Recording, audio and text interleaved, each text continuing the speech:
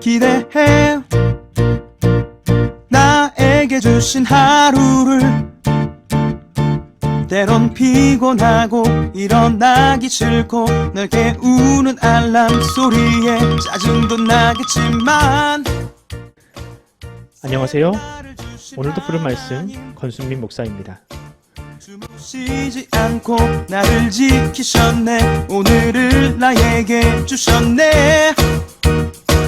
새 말씀 안에 주가 주신 사랑과 은혜와 능력. 오늘 우리가 은혜 받을 하나님 말씀은 잠언 7장 1절에서 5절까지 말씀입니다. 내 아들아 내 말을 지키며 내 계명을 간직하라. 내 계명을 지켜 살며 내 법을 내 눈동자처럼 지키라. 이것을 내 손가락에 매며 이것을 내 마음판에 새기라. 지혜에게 너는 내 누이라 하며 명철에게 너는 내 친족이라 하라.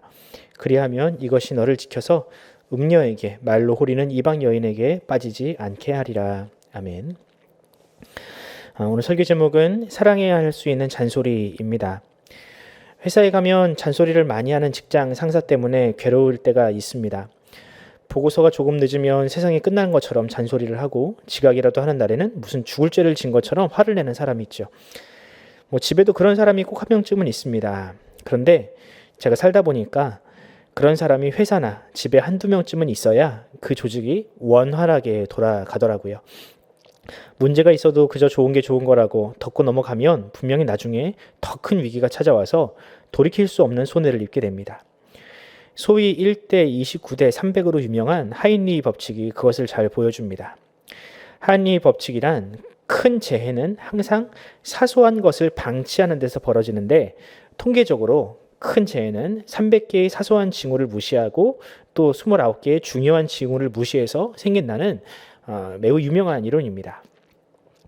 그러므로 그런 징후들을 포착하고 큰 재해를 미연에 방지하는 일명 잔소리를 하는 사람인 이 조직에는 반드시 필요한 것이죠. 여러분은 어떤 축에 속하십니까? 잔소리를 하는 쪽이십니까? 아니면 잔소리를 듣는 쪽이십니까? 저는 교회에서 주로 잔소리를 좀 하는 편입니다. 제 나이도 있고 교회에서의 위치도 그렇고 이 교육자실에서 제가 잔소리를 해야 사역이 원활하게 돌아갑니다. 그런데 교회에서는 나름 한 잔소리를 하는 저도 집에만 가면 잔소리를 많이 듣습니다. 이 보편적인 가정과 마찬가지로 저희 집에서 잔소리를 담당하는 사람은 저의 아내입니다. 요즘에는 제 딸도 한마디씩 거들더라고요. 제가 듣는 잔소리는 그렇다고 심각한 건 아닙니다. 머리를 말리면 꼭 바닥에 떨어진 머리카락을 청소해라. 신발장은 왜 신발장에 안 집어넣느냐. 참 사소한 것들이죠. 그런데 이런 잔소리가 불편하냐? 전혀 그렇지 않습니다. 왜냐하면 아내와 딸이 저를 너무나도 사랑한다는 것을 저는 알고 있기 때문입니다. 그런 잔소리조차도 저를 사랑하는 표현이라는 것을 알기 때문에 그런 관계가 이미 형성되어 있기 때문에 기분이 나쁠 이유도 없고요. 짜증을 낼 이유도 없습니다. 그럼 우리를 너무나 사랑하시는 하나님은 과연 어떠실까? 아마 부모님이나 우리 배우자보다 더하면 더하지 그 사랑하는 정도가 또 그것에 비례한 잔소리의 정도가 덜하지는 않겠지요. 오늘 본문은 우리를 너무나 사랑하시는 하나님의 마음이 잘 녹아져 있는 본문입니다. 오늘 본문을 통해서 과연 우리는 어떤 마음으로 하나님의 말씀을 대해야 하며 또 그 말씀이 우리에게 어떤 유익이 있는지 살펴보는 시간을 가지도록 하겠습니다. 성경은 하나님의 백성을 향한 사랑의 잔소리로 묶여있는 책이라고 표현해도 과언이 아닐 만큼 매우 많은 계명이 적혀 있습니다. 여러분들이 알고 있는 계명들이 무엇인가요? 10계명이 대표적이라 할 수 있겠지요. 간음하지 말아라, 도적질하지 말아라, 말라. 그것뿐만 아니라 하라는 명령도 굉장히 많습니다. 내 이웃을 내 몸과 같이 사랑하라, 하라. 그런데 이런 명령들이 궁극적으로 누구를 위한 말씀인가 생각해 본 적이 있으십니까? 우리가 이웃을 사랑하고 도적질을 하지 않으면 결국 누가 그 혜택을 볼까요? 네, 결국 우리들이 그 혜택을 봅니다. 공동체가 편안하고 범죄율이 낮아지므로 사회가 공의롭고 정의로워지면 결국 그 사회에 몸담고 있는 우리가 그 혜택을 봅니다. 사람들은 열심히 일할 동기를 부여받게 되고 또 땀 흘려 일한 그 정당한 보상을 받게 되니 어찌 이것이 이득이 아니겠습니까? 그런데 잠언은 궁극적으로 그런 사회를 꿈꿉니다. 또 이스라엘 모든 사람들이 그런 세상을 꿈꾸도록 우리를 이끌고 있는 것이 바로 잠언의 말씀입니다. 하지만 사람의 죄, 특히 이기심이라는 죄는 그것을 그저 잔소리로만 여기고 하나님의 말씀을 멸시하게 만듭니다. 아담과 하와의 죄가 딱 그렇지 않습니까? 당시 에덴 동산에 살았던 아담과 하와에게 주어진 이 하나님의 말씀, 언약 무엇입니까? 딱 한 가지밖에 없었습니다. 바로 동산 중앙에 있는 선악을 알게 하는 나무의 열매를 먹지 않는 것. 이것 한 가지였습니다. 그리고 하나님은 그것을 먹었을 경우에 일어날 그 비참한 비극에 대해서도 미리 알려주셨습니다. 하지만 사람은 하나님처럼 되고 싶어하는 그 이기적인 마음, 교만 때문에 그 하나님의 말씀을 어기고 무시했죠. 하나님의 사랑의 잔소리를 듣고 그 말씀을 따르는 것이 진정한 행복임을 그들은 망각한 것입니다. 그런데 여러분, 그 망각의 습성, 그것은 우리에게도 여전히 남아 있습니다. 마치 어렸을 때에는 부모님의 잔소리를 귀찮게 여기고 흘려듣고 오히려 미성숙한 동년배의 이야기를 더 귀담아 듣는 것처럼 지금 우리에게도 하나님의 말씀보다는 세상의 소리를 더 크게 듣는 그런 습성이 여전히 남아 있습니다. 물론 머리로는 하나님의 말씀을 순종하는 것이 우리에게 유익하다. 이것은 우리가 익히 잘 알고 있습니다. 하지만 이내 세상 속으로 들어가면 그것을 까맣게 잊어버립니다. 그래서 여러분, 잠언 오늘 말씀은 이렇게 우리에게 이야기를 합니다. 내 아들아, 내 말을 지키며 내 계명을 간직하라.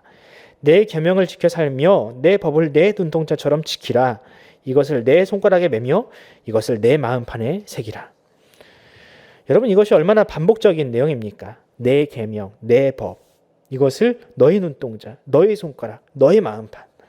계속해서 나와 너를 반복하면서 그 관계성을 지금 강조하고 있지 않습니까? 이런 비슷한 맥락의 말씀이 신명기에도 있습니다. 신명기 6장 8절에서 9절을 보면 이런 말씀이 있습니다. 너는 또 그것을 내 손목에 매어 기호로 삼으며 내 미간에 붙여 표로 삼고 또 내 집의 문설주와 바깥문에 기록할지니라.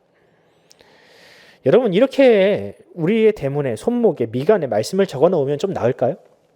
조금 나을 수는 있겠지요. 하지만 아무리 눈앞에 말씀을 적어 놓고 필사를 해도 결국 우리 마음속에 그 말씀을 순종하고 싶으면 이 마음이 없으면 아무런 의미가 없습니다.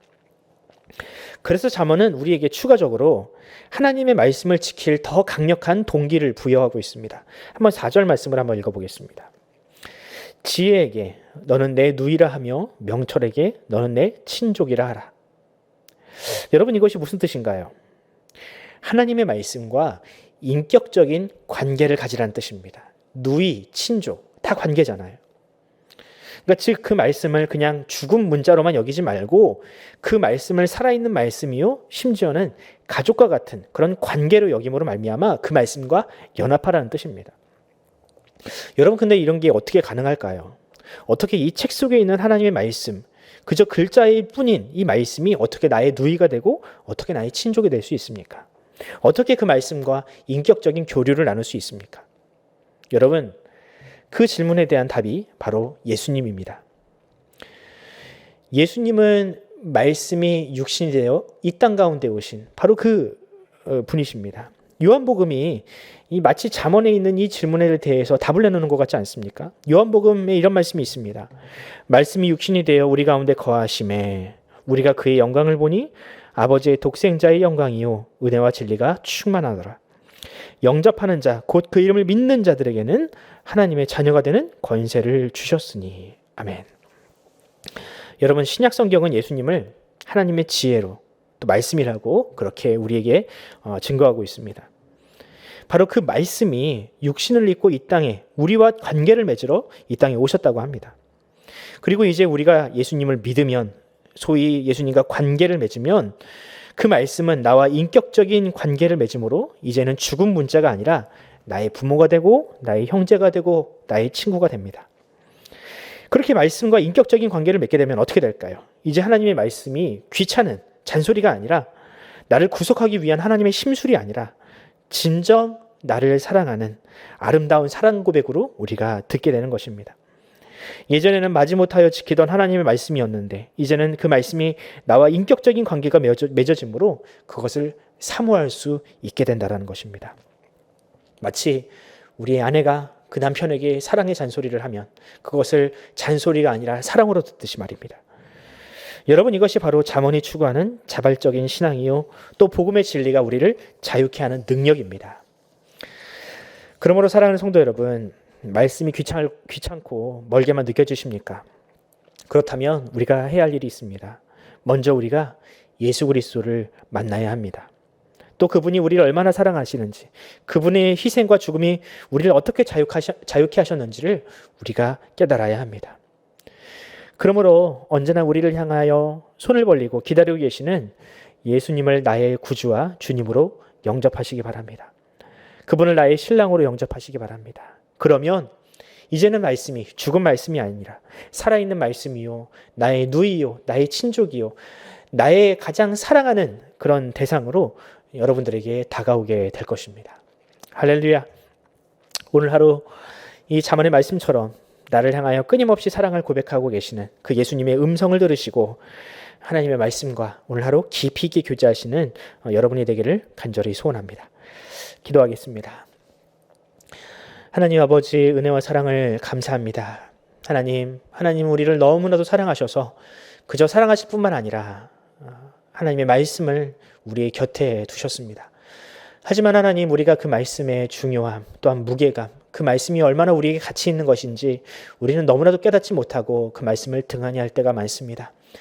그래서 예수님께서 이 땅에 오셔서 이 말씀이 우리를 향하여 얼마나 큰 사랑을 담고 있는지를 예수님을 통해서 보여주셨습니다. 주님, 이제는 우리가 하나님의 말씀을 사랑하길 바랍니다. 그 말씀을 우리가 순종함으로 말미암아 하나님을 향한 우리의 사랑을 고백하길 원합니다. 주여, 주의 성령이 우리를 도우시사 그 말씀을 깨닫게 하시고 그 말씀이 우리의 삶 가운데 나타나며 또한 열매 맺게 하여 주시옵소서. 감사드리며 예수 그리스도의 이름으로 기도드립니다. 아멘. 사랑하는 성도 여러분, 우리가 함께 기도합시다. 하나님의 말씀을 요즘 우리가 많이 묵상을 해야 할 때입니다. 우리가 현장에서 함께 모여서 교제할 수 없다면 오히려 이 상황을 기회로 삼아서 더욱더 하나님과 친밀한 교제로 기회로 삼아야 할 것입니다. 여러분, 말씀을 묵상하시고요.